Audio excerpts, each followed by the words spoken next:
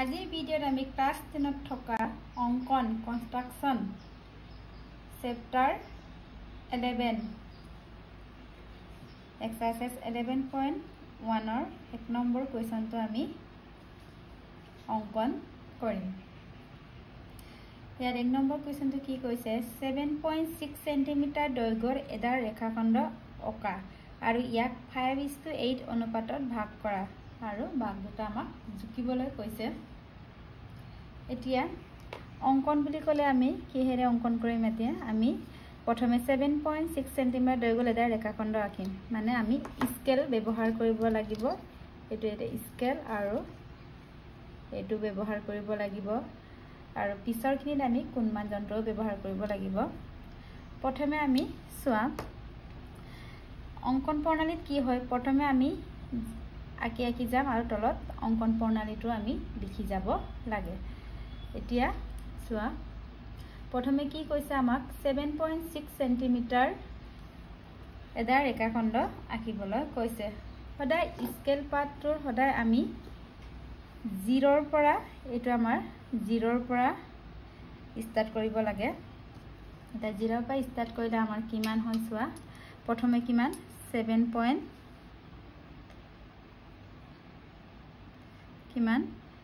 Centimetre এটা অঙ্কন কৰিম। কত আছে আমাৰ 7. ইয়াৰ পৰা 7.6 সেন্টিমিটাৰ এনেকে আমি আঁকিব লাগিব। ইয়াক আমি কি দিছো নাম A B। এতিয়া আমি কি কৰিম তলত আমি ইয়াত অঙ্কন প্ৰণালীটো আমি লিখি যাব লাগিব। এটা অঙ্কন প্ৰণালীটো তলত লিখিবা।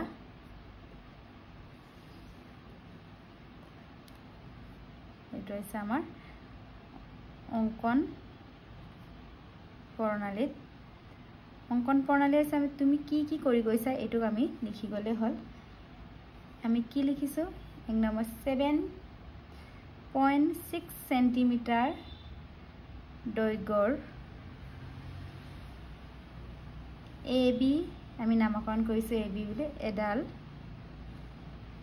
ৰেখা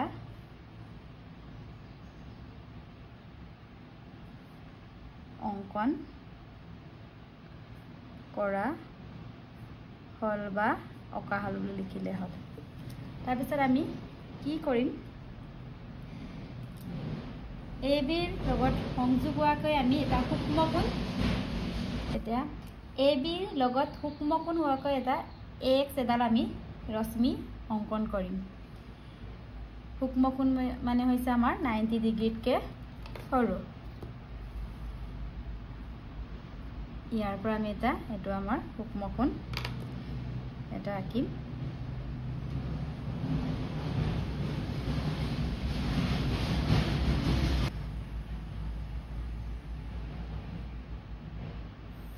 এনেকৈ আমি এডাল ৰশ্মি আঁকিম। ইয়াক আমি নাম দিছো X।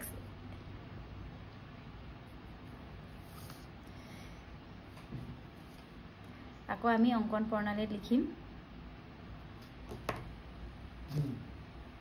এতিয়া আমি 2 নম্বৰটো কি কৰিলো AB ৰ লগত সূক্ষ্মকোণ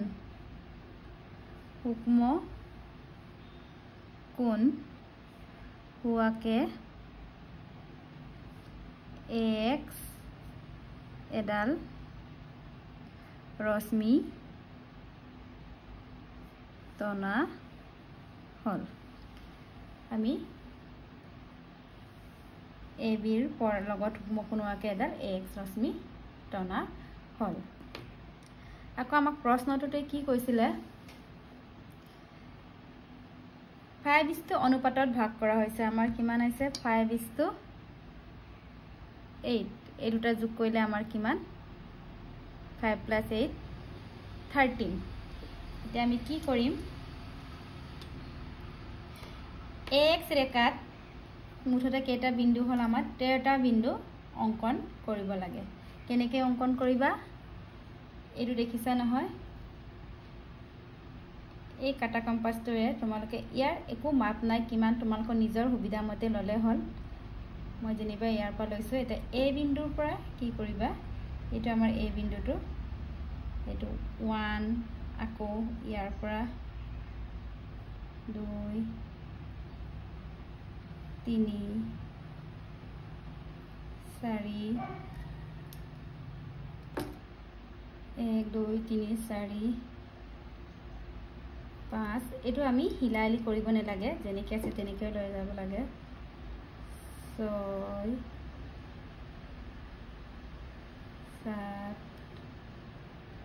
8 9 10 11 12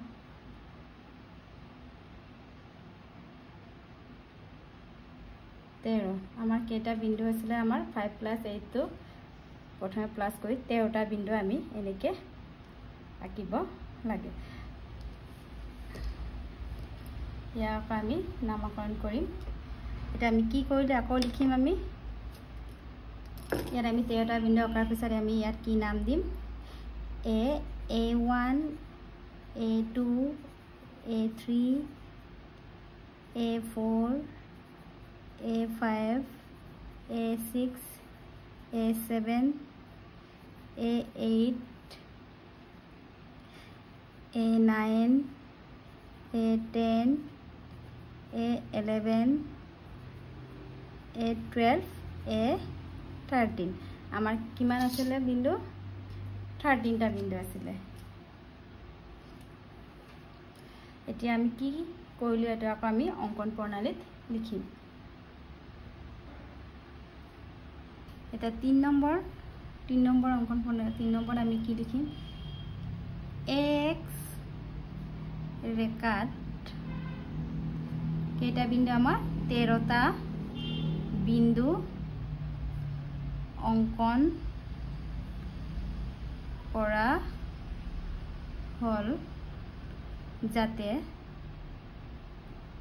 যাতে আমাৰ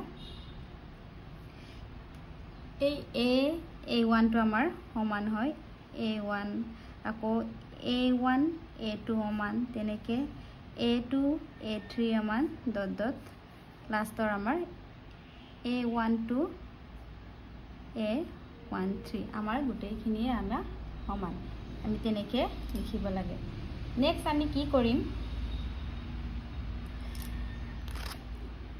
B আৰু A13 ক আমি সংযোগ কৰিম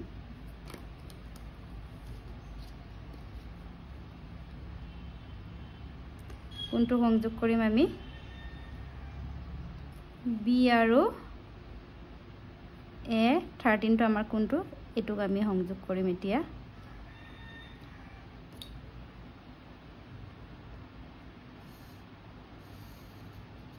আমি এনেকে সংযোগ কৰিম আমি A13 আৰু B ক সংযোগ কৰিলে এতিয়া আমি 4 নম্বৰ অঙ্কনত লিখিম A13B সংযোগ কৰা হল এতিয়া আমি এই লাষ্টৰ বিন্দুটো আমাৰ A13 ৰ পৰা এটা আমি অঙ্কন কৰিম এইটোৰ মানটো কিমান লব লাগে তাৰ একো কিবা নাই তোমালোকৰ যেনেকৈ সুবিধা তেনেকৈ ললে হল এতিয়া আমি ইয়াৰ পৰা বৃত্তচাপ এটা অঙ্কন কৰিম লাষ্টৰ বিন্দুটো কি আমাৰ A13 এনেকৈ আমি অঙ্কন কৰিম তাৰ পিছত ইয়াৰ একে মাপটো লয় এটো আমি লছৰ কৰিব নালাগে আমাৰ কি আছিল আমাৰ অনুপাতটো 5:8 আমাৰ ইয়াত 5 ৰ বিন্দুটো কোনটো আমাৰ 1 2 3 4 5 এইটো ইয়াৰ পৰা আকৌ এনেকৈ এটা বৃত্তচাপ এটা আঁকিম আমি এইটো তাৰ পিছত কি কৰিম আমি এইটো আৰু এইটোৰ সমান আমি এইটো কোণটো লম এনেকৈ লম চোৱা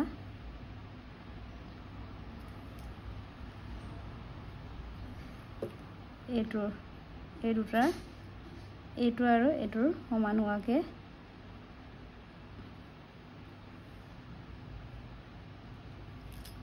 আমি এই দুটাৰ এই বিন্দু দুটাৰ লৈ আমি যত আমাৰ A5 টো কাটিছিলে বৃত্তচাপটো ইয়াৰ পৰা লৈ এটা আকৌ আমি বৃত্তচাপ এটা আঁকিম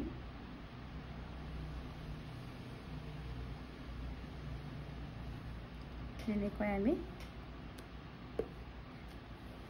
কাটি দিম এতিয়া আমি কি কৰিলো তাৰ পিছত এই কটাকটি কৰা বিন্দুটোৰ লগত আমাৰ কোনটো সংযোগ হ'ব এই A5 টো কাৰণ আমাৰ অনুপাতটো কিমান আছিল আমাৰ 5:8 আমি 5 ৰ লগত আকৌ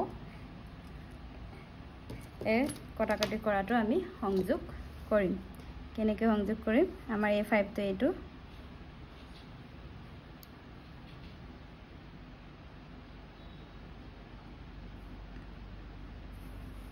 আমি এনেকৈ সংযোগ কৰি দিম এইটো আমি বি ড্ৰেছ বুলি নামকৰণ কৰিছো এতিয়া আমাৰ বি ড্ৰেছ A5 আমাৰ কাৰ সমান্তৰাল হল BA13 ৰ সমান্তৰাল আমি এটা 5 নম্বৰ অঙ্কন লিখিম A5B ড্ৰেছ সমান্তৰাল A13B অঙ্কন কৰা হল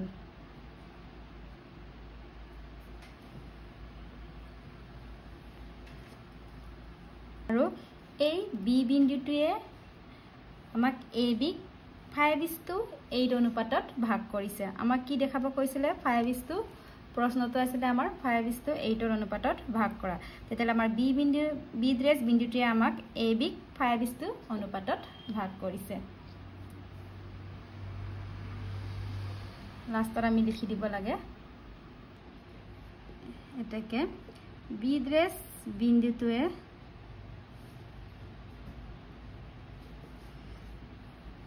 AB 5:8 অনুপাতত ভাগ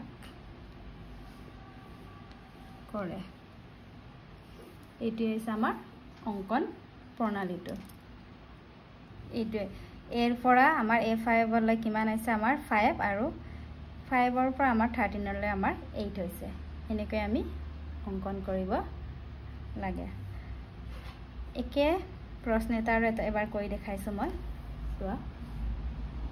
উদাহৰণ লৈছো এটো তোমালোকৰ কিতাপত নাই মই নিজে বনাইছো 6 সেন্টিমিটাৰ দৈৰ্ঘ্যৰ এডাল ৰেখাখণ্ড অকা আৰু ইয়াক 3:2 অনুপাতত ভাগ কৰা এটা 3:2 আমাৰ কিমান হ'বগে 3:2 আমাৰ যোগ কৰিলে কিমান হ'বগে 5 এতিয়া প্ৰথমে তোমালোকে 6 সেন্টিমিটাৰ দৈৰ্ঘ্যৰ এডাল ৰেখা আঁকা মই কি কৈছিল স্কেলৰ সদায় 0 ৰ পৰা স্টাৰ্ট কৰিব কৈছিলো এটো আমাৰ স্কেল পাৰ্ট ললো কিমান আঁকিব কৈছে আমাৰ 0 ৰ পৰা 6 লৈকে এটো আমি কি নামকৰণ কৰিম A আৰু B লগে লগে আমি অঙ্কন প্ৰণালী লিখি যাব লাগে অঙ্কন 6 সেন্টিমিটাৰ দৈৰ্ঘ্যৰ AB এডাল ৰেখা অকা হল বা অঙ্কন কৰা হল একে কথা কৰা হল এতিয়া আমি নেক্সট কি কৰিছিল আমি একে পদ্ধতি আমি AB ৰ লগত আমি সূক্ষ্ম কোণ হোৱাকৈ এটা X ৰশ্মি আমি আঁকিম এটো আমাৰ সূক্ষ্ম কোণ হোৱাকৈ আমি এতিয়া সূক্ষ্ম কোণ মানে হৈছে আমাৰ 90 ডিগ্ৰীতকৈ সৰু এনেকৈ আমি আঁকিব এইটোক দিলে আমি X তাৰ পিছত আমাৰ অঙ্কন প্ৰণালীটো 2 নম্বৰটো কি হ'ব আমি লিখিম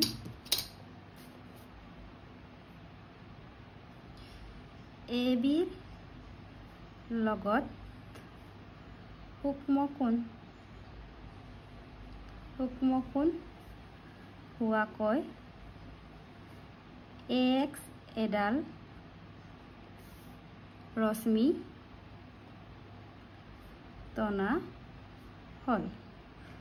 আমি যেটো কৈছে এটুকে আমি অঙ্কন প্ৰণালীত লিখি যাব লাগে। এক্সামত যদি অঙ্কন প্ৰণালী লিখে তেতিয়ালে আমাৰ ফুলবাক নিদিয়ে। একাৰণে কৰি যোৱা কামটো তোমালোকে ইয়াত অঙ্কন প্ৰণালীত লিখি যাব লাগে। তাৰ পিছত আমি কি কৈছিলো 3:2 আমাৰ কিমান হয় 5। এতিয়া কি কৰিম আমি AX ৰেখাৰ ওপৰত আমি কেইটা বিন্দু হবে এতিয়া আমাৰ 3:2 3 + 2 আমাৰ 5 পাঁচটা বিন্দু আমি আঁকিম। এনেকৈ নিজৰ ইচ্ছামতে তোমালোকে যিমান পাৰা ল'বা। এই বিন্দুৰ পৰা আমি এইটো এই বিন্দুটো আমাৰ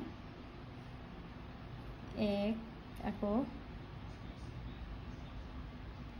2 3 4 5 আমি পাঁচটা বিন্দু ললো আৰু আমি ইয়াক কি নামকৰণ কৰিম আমি A1 A2 A3 A4 A5। এতিয়া আমি অঙ্কন প্ৰণালীত আকৌ লিখিম। এতিয়া AX ৰেখাৰ আমি কেইটা বিন্দু আঁকিলো পাঁচটা বিন্দু অঙ্কন কৰা হল যাতে A1 সমান A1 A2 A2 A3 equal লাষ্টত আমাৰ A4 A5। তাৰ পিছত আমি কি কৰিম এইটো B আৰু লাষ্টৰ বিন্দুটো আমাৰ কি A5 এই দুটা আমি সংযোগ কৰিম। কোনটো সংযোগ কৰিম আমি B আৰু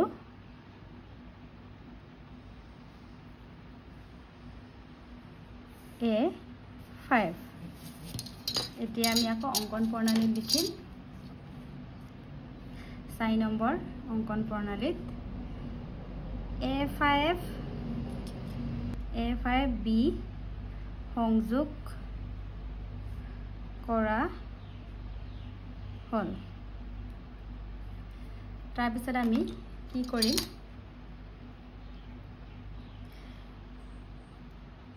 এইটো তোমালোকৰ ইচ্ছামতে ল'ব পাৰা একো নাই। A5 বিন্দুৰ পৰা আমি এটা বৃত্তচাপ আঁকিম। এইটো আঁকিলো আকৌ আমাৰ আছিলে টোটাল 5 A5ৰ পৰা আমি এইটো আঁকিলো। আকৌ প্ৰথমটো আমাৰ কি আছিলে প্ৰথমটো আমাৰ অনুপাতটো 3:2 এই 3টো লৈ আমি আকৌ এটা বৃত্তচাপ আঁকিম। এইটো আমি যিমান A5ত লৈছিলো ঠিক ইমানেই আমাৰ A3ৰ পৰা আমি ল'ব লাগিব।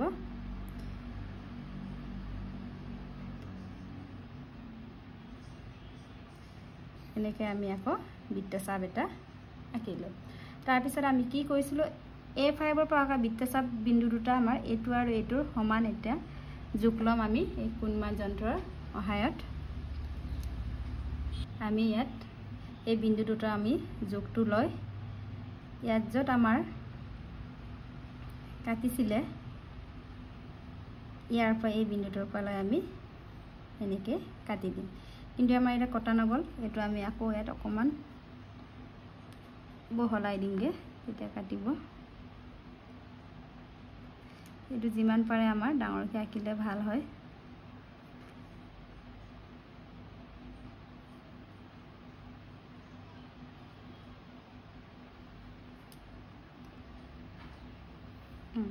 এইটো আমাৰ কাটিছে। এই কটা-কটি কৰা বিন্দুটোৰ লগত আমাৰ কোনটো সংযোগ হ'ব আমাৰ এই A3 বিন্দুটো।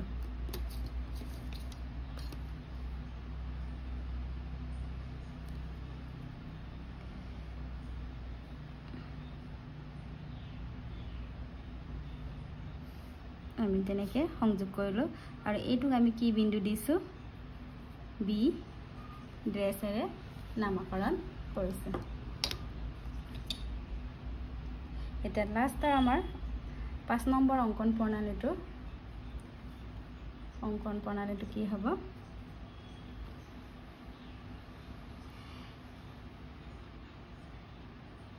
আমি কি A3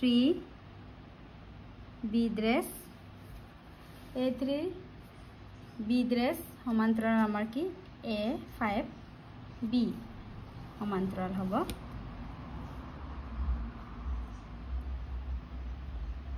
A5 B সমান্তৰাল অংকন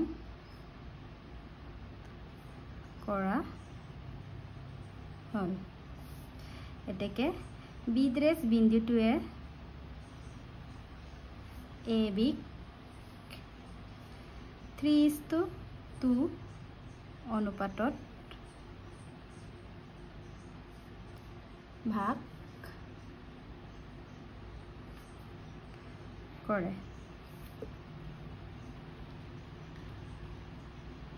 এবাৰ ভালকৈ চাই লোৱা।